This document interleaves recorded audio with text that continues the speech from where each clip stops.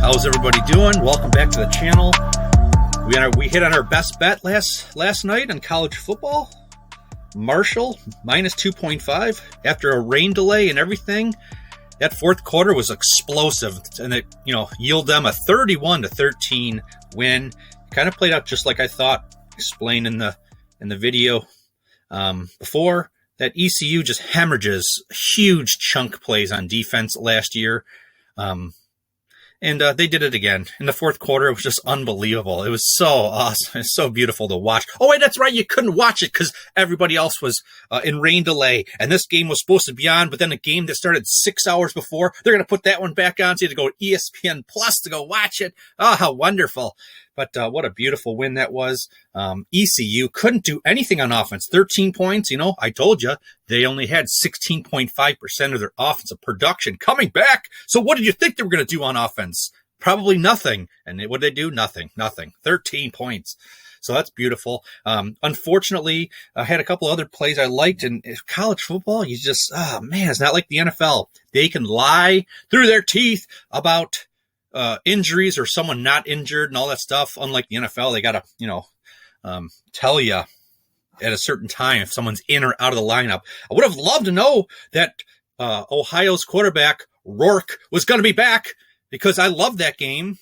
And, of course, they go win plus 3.5 dogs on the road at Florida Atlantic. But what can you do? If you don't know who the hell's going to play, you can't put a bet in.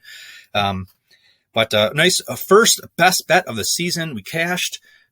And I'm already researching for next week's college football games. It's so exciting. I love college football, man. And, we're taking it a little slow in the first couple of weeks because it's harder to identify winners. We're projecting what someone has done last year, and then trying to project it to this year. It's much more difficult than, say, week 4 or 5 where you have the data for this year and you know who the teams are, or at least who they have been, So a nice little win there, and I have a little player prop parlay I love for today.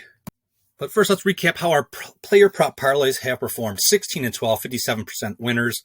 We're talking parlays here. Two situations have to occur to get the bet. Parlays are very hard. You should kind of stay away from them in general. They're a bankroll killer, but we're hitting at 57%. So there you go. Under this new criteria, if you're new to the channel, when I started the channel in April, I had a certain way of identifying hot batters and a good matchup versus a pitcher. And we were totally successful at building these player prop parlays. But more recently, I've uncovered and researched how to get even better. Okay. So we have only had 13 occurrences. And on the screen there, the only thing of relevance right now is that 11 of the 13 under this new criteria have recorded a hit, which is an amazing hit rate when building these parlays. We're going to monitor how the over 1.5 bases goes. Right now, it's like 7 of 13. We'll see if that increases. Maybe we get to play individual batters to record over 1.5 hits. Then the homers, 4 of 13. Nothing to write home about, but we'll still monitor that. Maybe there's opportunities for a home run prop, but we'll see. The year-to-date, 59 wins, 34 losses, 63.4% winners when you look at best bets, degenerate plays, and the player prop parlays. So we're doing pretty good. And this is not just this is not just a sports betting channel. This is a making money channel. I have 30 years experience in the stock market. I started when I was 13 years old. I physically couldn't buy anything when I was 13 because I wasn't old enough. But at 13, I was obsessed. And I said, this is what I'm going to do for the rest of my life.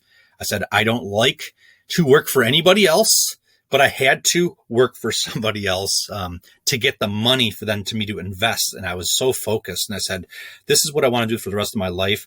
I'm not going to work until I'm 65, or maybe probably change the retirement age to 70 by the time, in the next 20 or 30 years. So I said, no, I am not going to be a slave.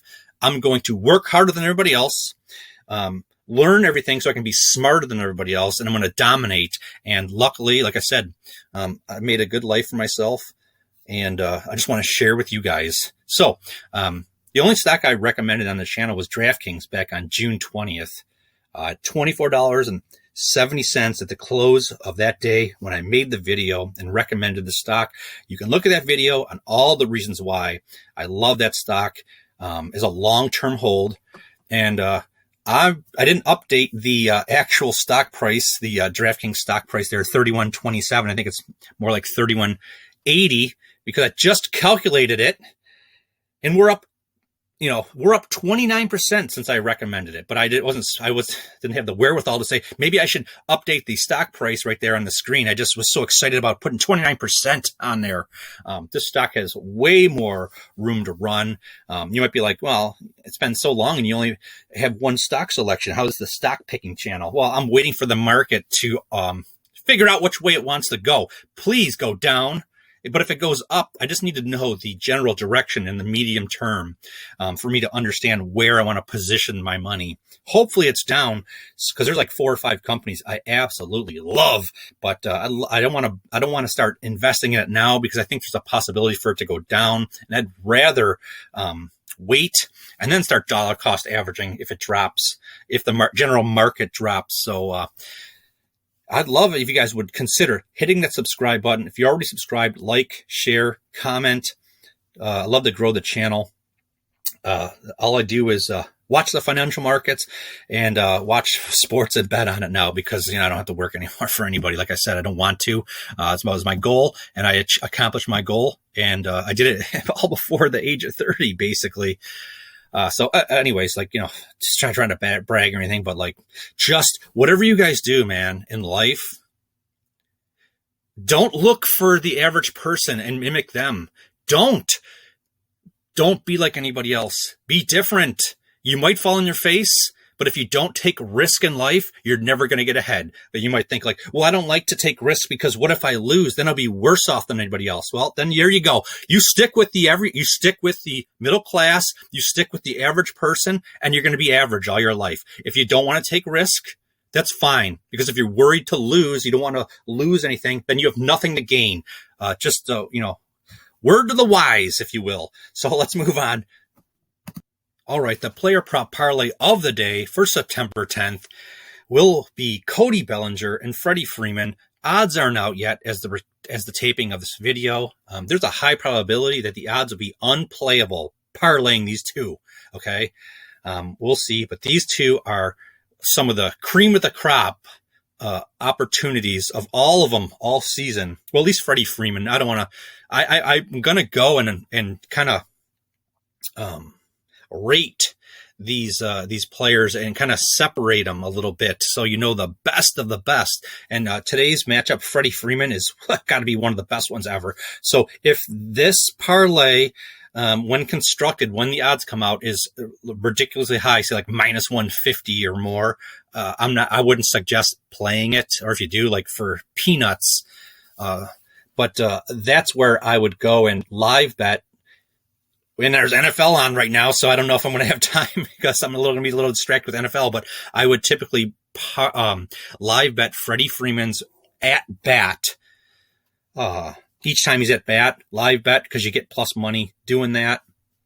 Where I'd stagger bets, the first one I'd do for, whatever. And then the next one, maybe the same or a little bit more, because you're getting plus money. And try to profit by hitting a few of his live at bats in a situation where you can't construct a parlay. So there you go. Love these two players to get a hit today under this new criteria. And I know this video has been really long. And if you even made it to this point, well, you probably should, because you probably fast forward through all the other stuff to get to this slide. I'm really thinking about starting a second channel where I explain all the details for people that want to know the backstory of these players, or the backstory of why I like this NFL team as my best bet, or this college football team as my best bet, and leave this main channel as just quick, minute to 2 minute. Here's the plays. If you don't give a crap about the background and you just totally trust it and you just want the plays without all the extra, I think we're going to think about doing that in the future, where this one's just going to be super concentrated. Boom. This is a play. And if you want to know why and you want to be convinced why or know the backstory, the second channel will provide that. So then it will provide something for everybody. Some people just, come on, man, I just want to know the fucking pick. And then the other people are like, well, I don't want to just know the pick. Tell me the background story. I don't know, just bet it blindly. Like, I want to see if it's something that, you're going to convince me. Yeah. So, I might have 2 channels sometime in the future and maybe do something like that. So, there you go. Parlay of the day. Love these 2 players and I love you guys. Thanks for all the attention and the support, and just really appreciate all of you. Let's go get a win today, baby.